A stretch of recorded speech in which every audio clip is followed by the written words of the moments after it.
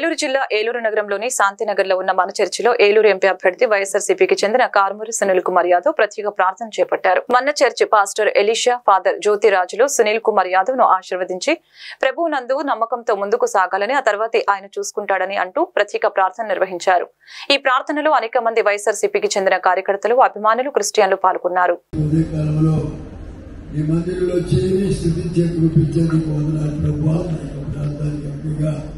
పోటీ చేయబోతున్నటువంటి కుమార్తె గారికి వందనాలు తెలుస్తున్నాం.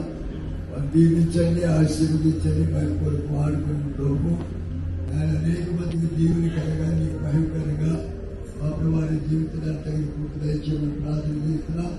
వారు చేస్తున్న పోటీలో నడిపించండి, వారి ప్రతి ఒక్కరు గుర్తించి ఆశీర్వదించాలి. వారు బయటకు వచ్చినప్పుడు లోనికి వచ్చినప్పుడు కావాల్సిన తోడుకుంటున్న ప్రార్థన చేస్తున్నాం.